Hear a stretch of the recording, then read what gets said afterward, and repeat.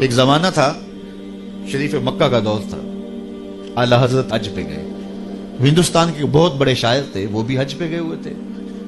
پرانی تصویر اگر کسی کے پاس ہو، گنبد خضرا کے پاس 2 کھجور کے درخت تھے، اب تو نہیں ہے، تعمیری ضروریات کی وجہ سے ان کو ہٹا دیا گیا۔ تو شاعر نے اپنے انداز میں ایک تخیل باندھا اور اس نے کہا، کب ہیں درخت گنبد شہ والا کے سامنے، کب ہیں درخت گنبد شہ والا کے سامنے، مجنو کھڑے ہیں خیمہ لیلا کے سامنے۔ لوگوں نے کہا واہ واہ، کمال کر دی، کیسا تخیل باندھا، بڑی داد پائی نا لوگوں سے۔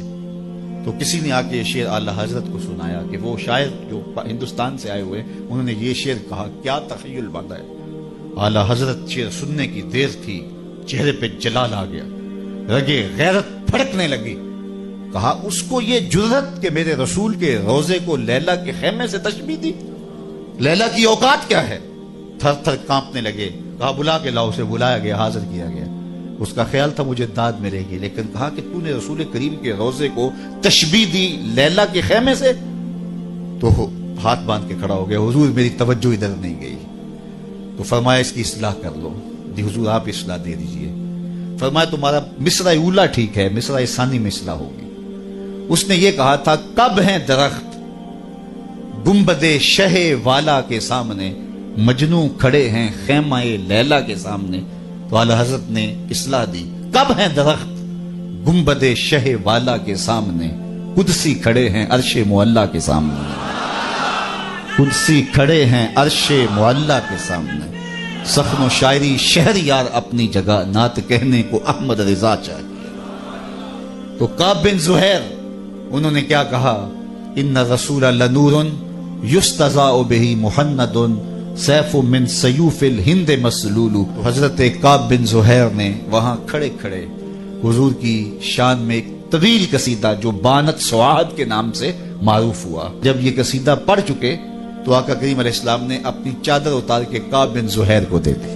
اس لیے ہم یہ کہتے ہیں کہ اگر آپ ثنا خاں کو بلائیں، نعت خاں کو بلائیں، اس کو بعد میں آپ نذرانہ دے سکتے ہیں، اس کو جو ہے وہ آپ چادر دے سکتے ہیں، اس کو جبہ دے سکتے ہیں، اس کی جو خدمت کرنا چاہے کر سکتے ہیں۔ یہ میرے حضور کا طریقہ ہے، لیکن یہ تماشا نہ لگائیں، یہ برستے ہوئے نوٹ اور پھر یہ جو رنگ ڈھنگ ہمارے سٹیجوں کے اوپر ہوتا ہے، اور جس شعر پہ نوٹ آ رہے ہوتے ہیں وہ شعر بھی 6 بار پڑھا جاتا ہے۔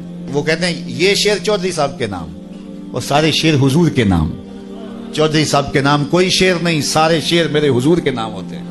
نعت کا ایک ایک مصرع، ایک ایک لفظ، ایک ایک حرف اور ایک ایک نقطہ میرے حضور کے نام ہے۔ پورا شعر نام کر دیا، کیوں؟ اس نے ذرا پیسے زیادہ دے دیے تو اس کے نام ہی شعر ہو گیا۔ یہ کون ہوتا ہے اس کے نام شعر کرنے والا؟ یار یہ تو چودھری صاحب ہوئے، کون ہے جس کے نام شعر ہو، جو حضور کا شعر ہو؟ جب حضرت سید صدیق اکبر پہ آخری وقت آیا نا، آخری وقت، تو پھر ام المومنین سیدہ عائشہ رضی اللہ تعالیٰ عنہ نے جب اپنے باپ کے وہ لمحے دیکھے تو ان کی زبان سے محبت پدری کی وجہ سے بے ساختہ نکل پڑا، وَأَبْيَضُ يُسْتَسْقَى الْغَمَامُ بِوَجْهِهِ۔ یہ حضرت نبی رحمت کے چچا جان نے حضور کے لیے یہ ایک شعر کہا تھا، تو چہرہ اس طرح تما رہا تھا، تو یہ مصرع ان کی زبان پہ آ گیا۔ تو حضرت صدیق اکبر اس وقت سانس آپ کی ٹوٹ رہی تھی، ایسے سر کیا، کہا ذاک رسول اللہ، یہ ابو بکر کی شان نہیں، یہ میرے رسول کی شان ہے۔